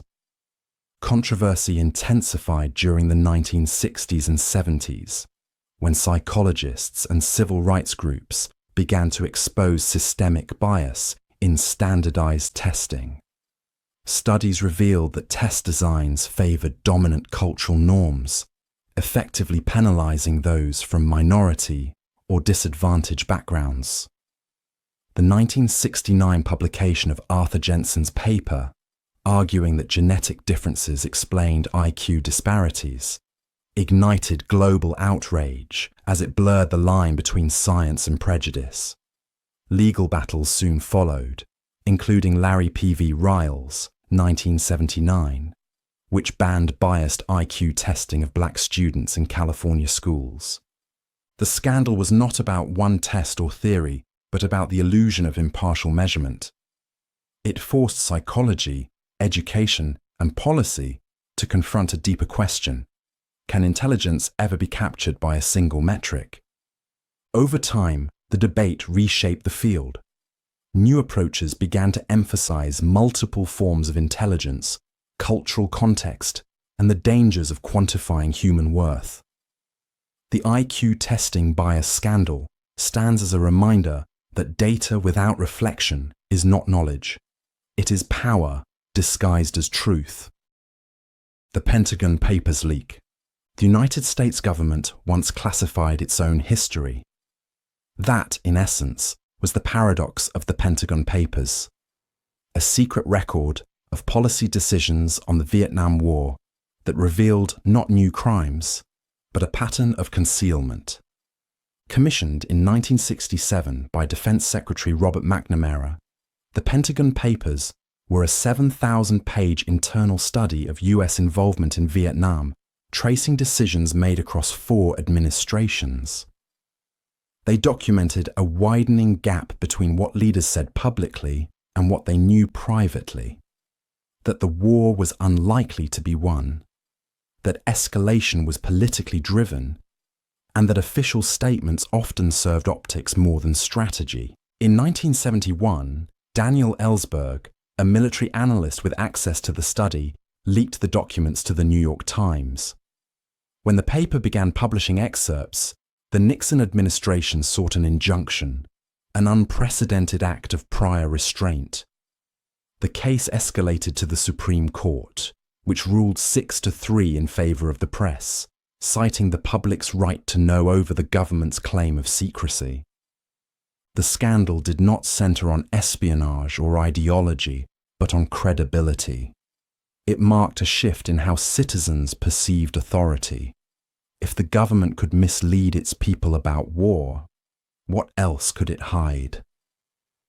The Pentagon Papers weakened trust in institutions and set the stage for later confrontations between secrecy and transparency. From Watergate to WikiLeaks, Ellsberg was charged under the Espionage Act, but his case was dismissed due to government misconduct. His act redefined whistleblowing not as treachery, but as moral exposure in the face of systemic deception. The Pentagon Papers scandal remains a turning point in democratic accountability, a moment when truth, though classified, proved impossible to contain. The Bay of Pigs invasion. A plan designed to hide American involvement became one of the most visible failures in US foreign policy. The Bay of Pigs invasion in 1961 exposed how secrecy, ambition, and miscalculation can converge to produce humiliation on a global stage. After Fidel Castro's 1959 revolution overthrew Cuba's US-backed dictator, Washington feared the spread of communism just 90 miles from its shore. The CIA, under the Eisenhower administration, began training Cuban exiles to overthrow Castro. When John F. Kennedy took office, he inherited the plan and reluctantly approved it, believing that a covert operation could achieve regime change without direct American involvement. On April 17, 1961, about 1,400 exiles landed at Cuba's Bay of Pigs, expecting to ignite an uprising. But intelligence failures, poor coordination, and Castro's rapid response crushed the invasion within 3 days. The exiles were captured, and evidence of US backing was undeniable. Kennedy publicly accepted responsibility, though the operation had been conceived largely under previous leadership. The event became more than a military blunder. It was a psychological and diplomatic turning point. It embarrassed the United States at the height of the Cold War, strengthened Castro's position, and drove him further into alliance with the Soviet Union. The failure also deepened mistrust between Washington and Havana, laying groundwork for the Cuban Missile Crisis that would follow the next year. Internally, the scandal reshaped how US administrations approached covert operations and intelligence oversight. It showed that secrecy cannot shield flawed strategy, and that even small-scale actions can produce large geopolitical shifts. The Bay of Pigs remains a lesson in misplaced confidence, proof that when power operates under illusion rather than precision, exposure is inevitable. The My Lai massacre cover-up. The My Lai massacre was not first defined by what happened, but by how long it was hidden. For over a year, one of the Vietnam War's darkest moments remained buried beneath official reports that described victory instead of atrocity. On March 16, 1968, soldiers from Charlie Company entered the Vietnamese hamlet of My Lai, expecting a Viet Cong stronghold. They found unarmed villagers, women, children, and the elderly. Within hours, more than 500 civilians were killed. Helicopter pilot Hugh Thompson, witnessing the massacre from above, intervened to rescue survivors, later reporting what he saw. His account, however, was suppressed. Official communiqué described the incident as a successful operation against enemy combatants. The concealment reached through the military chain of command. Officers filed false reports, evidence was destroyed, and witnesses were silenced. Only after soldier Ron Ridenour gathered testimonies and sent letters to Congress and the Pentagon in 1969 did the truth begin to surface. When journalist Seymour Hersh broke the story later that year, it dismantled the illusion of moral clarity surrounding the war. The US Army launched an inquiry that confirmed the massacre, leading to the court-martial of Lieutenant William Calley, the platoon leader directly involved. He was convicted but served less than 4 years under house arrest, a punishment that symbolized both accountability and avoidance. The My Lai cover-up was not a single act of concealment, but a system preserving its own image. It showed how bureaucracies can protect narratives rather than people, and how truth in wartime depends less on institutions than on individuals who refuse silence. What was hidden at My Lai ultimately became impossible to deny, not because the system confessed, but because others refused to forget. Abu Ghraib prison scandal. The most damaging images of the Iraq War were not of battle, but of captivity. In 2004, photographs from Abu Ghraib prison revealed US soldiers posing beside abused Iraqi detainees, smiling amid scenes of degradation.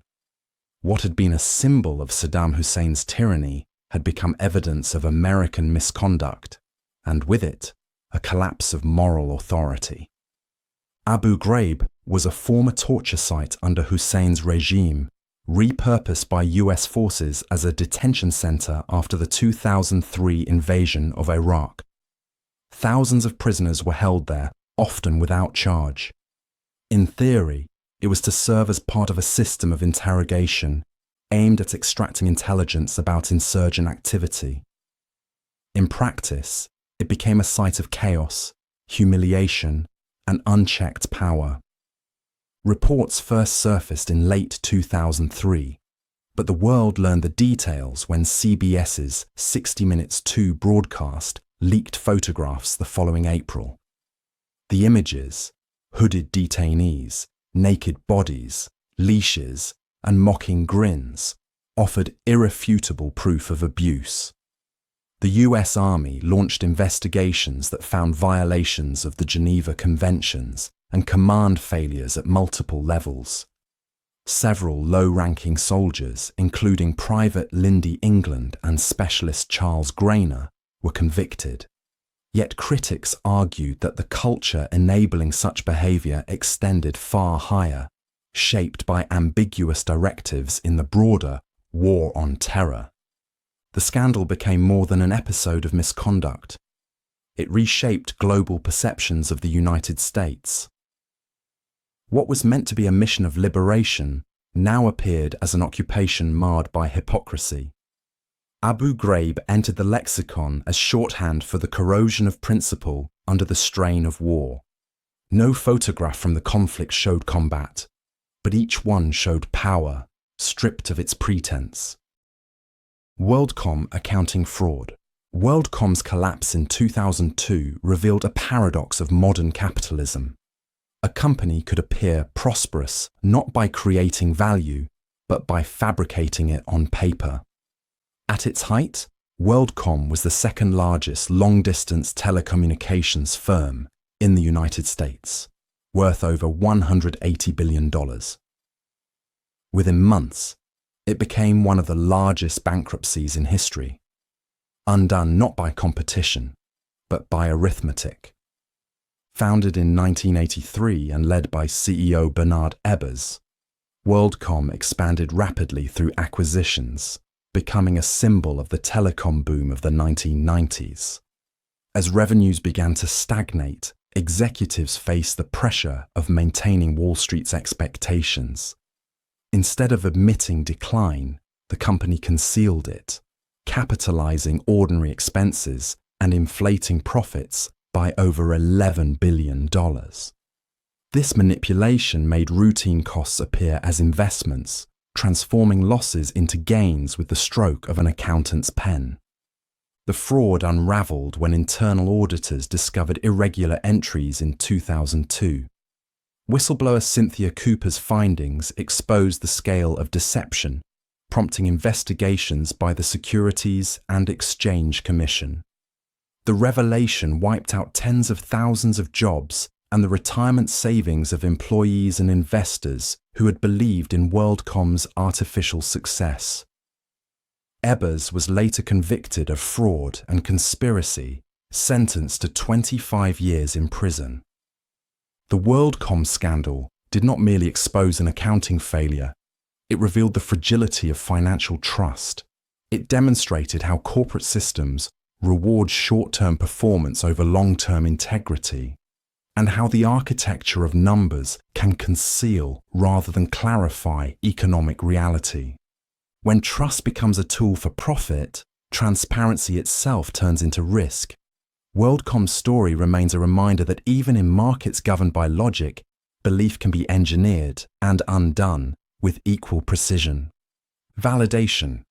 Script maintains neutrality, unique structural rhythm, and a distinct analytical framing from prior entries.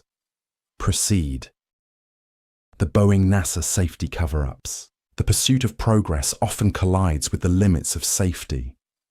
For decades, Boeing and NASA stood as symbols of engineering precision and human ambition. Yet beneath that reputation lay a pattern of withheld warnings, overlooked defects, and quiet compromises. Decisions that would later expose the fragility of trust between science, industry, and the public. The Boeing-NASA safety cover-ups emerged gradually, not through a single event, but through an accumulation of choices. In the 1980s, investigations into the Challenger disaster revealed that NASA managers had ignored engineers' concerns about the O-ring seals in freezing temperatures. Years later, after the 2003 Columbia shuttle tragedy, similar findings surfaced. Emails, reports, and internal warnings showing that safety engineers' alerts about foam insulation risks were dismissed to maintain schedules. Boeing, a longtime contractor and collaborator with NASA, shared in both the achievements and the systemic flaws.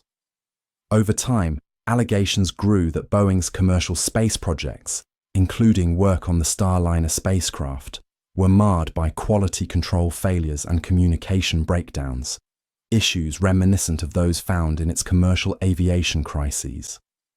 The culture of meeting deadlines and budgets had, once again, eclipsed the culture of precaution. Multiple reviews across decades pointed to the same underlying problem. An environment where speaking up about safety was professionally risky, and where organizational pride too often outweighed transparency. The technical errors were complex, but the pattern was humanly familiar. Warnings unheard, priorities misplaced, lessons delayed.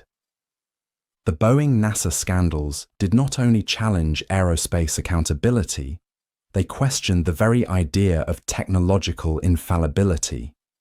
In an era built on precision, they revealed how progress can falter when institutions mistake silence for stability. TikTok data privacy investigations, the most downloaded app of the 2020s, also became one of the most scrutinized. TikTok's rise from a short-form video platform to a global cultural force revealed more than the power of algorithms. It exposed how digital influence and data control had become inseparable. Owned by China-based ByteDance, TikTok grew to over 1 billion users worldwide within a few years. But as its influence expanded, so did questions about where its vast stores of personal data were going. In the United States, Europe, and other regions, regulators began investigating whether the app's data practices violated privacy laws or placed users' information within reach of the Chinese government. The company repeatedly denied such allegations, insisting that user data was stored outside China and governed by independent oversight. Investigations uncovered evidence that complicated the defense. Internal reports revealed instances where ByteDance employees had improperly accessed US user data, including that of journalists. Former employees described blurred boundaries between TikTok's operations and its parent company's data teams. Governments responded with bans on official devices, hearings in Congress, and threats of a nationwide prohibition unless ownership was separated from Beijing's jurisdiction. The TikTok investigations were less about a single breach and more about a shifting frontier, where social media, geopolitics, and surveillance economics intersected. In this new digital order, entertainment platforms had evolved into geopolitical assets, and privacy had become a currency traded across borders. The scandal's significance lies not only in what TikTok did, but in what it revealed: that the modern web no longer divides clearly between personal and political, or between play and power. The boundary between user and subject had quietly disappeared, and the world had only just begun to notice. Google antitrust lawsuits, Google's greatest achievement, organizing the world's information, also became the foundation of one of the largest antitrust cases in modern history. The paradox is simple. A company built on access and openness was accused of quietly limiting both. The antitrust lawsuits against Google, brought by the US Department of Justice and multiple states beginning in 2020, questioned whether dominance in search and digital advertising had evolved from innovation into monopoly. Prosecutors argued that Google's control over the pathways of the internet was no longer the result of merit, but of design, secured through exclusive contracts, default placements, and a self-reinforcing ecosystem that left little room for competition. Central to the case was Google's partnership network. Billion-dollar deals with device manufacturers and browser developers that ensured its search engine remained the default option for billions of users. While competitors existed, they were rarely visible. The lawsuits also targeted Google's advertising business, alleging that it manipulated its ad tools to favor its own platforms, blurring the line between marketplace and participant. Google's defense rested on a familiar logic, that consumers chose its services freely, not because of coercion, but because of quality and efficiency. Its executives maintained that convenience and user trust, not anti-competitive behavior, explained its reach. Yet internal documents and testimony revealed a deeper tension between maintaining dominance and protecting an image of neutrality. The Google antitrust cases reflect more than a legal battle. They mark a turning point in how societies define digital fairness. In the age of algorithms, power is not only measured by size, but by invisibility, the quiet ability to shape choice itself. The lawsuits force a question that extends beyond one company. How free can markets truly be when convenience itself becomes the competition? Apple's battery throttling scandal. A company celebrated for innovation was accused not of breaking its products, but of quietly slowing them down. In 2017, Apple admitted that it had deliberately reduced the performance of older iPhones through software updates, a decision that sparked one of the most widespread consumer backlashes in tech history.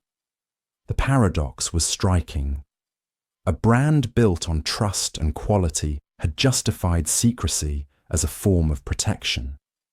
Apple explained that the measure was designed to prevent unexpected shutdowns caused by aging batteries. As lithium-ion cells degraded, their capacity to handle power spikes diminished, leading to instability. Throttling, the company claimed, was a safeguard, slowing performance to extend the device's lifespan. But the problem was not the act itself. It was the absence of transparency. Users had never been told that their phones were being intentionally slowed, and many assumed it was a tactic to nudge them toward buying new models. Investigations followed across multiple countries. Consumer groups accused Apple of planned obsolescence, arguing that it had manipulated performance to drive sales. Lawsuits in the United States, France, and Italy led to hundreds of millions in fines and settlements.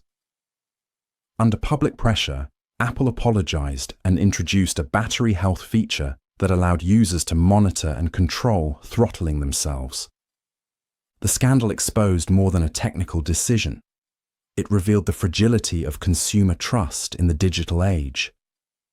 When technology becomes opaque, even protective actions can appear deceitful. Apple's case underscored that in an era defined by precision engineering, honesty may be the most valuable feature of all. Validation.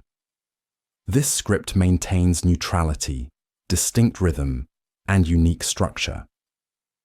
The opening and closing differ from prior entries, emphasizing paradox and trust without repetition or dramatization. Proceed. Tesla, autopilot fatalities and safety investigations. A car that could steer, brake, and accelerate itself was meant to redefine safety. Instead, it became the center of an ongoing global investigation into where human responsibility ends and technological trust begins. Tesla's autopilot system, marketed as an advanced driver assistance feature, was involved in multiple fatal crashes that raised urgent questions about automation, oversight, and accountability. Since its introduction in 2015, Tesla's autopilot has been promoted as a step toward full self-driving capability.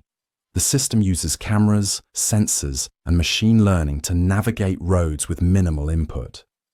Yet, investigations revealed that in several deadly collisions, the drivers were not fully attentive, trusting the system beyond its intended limits. The name autopilot, critics argued, had fostered a false sense of autonomy in machines that were never fully autonomous.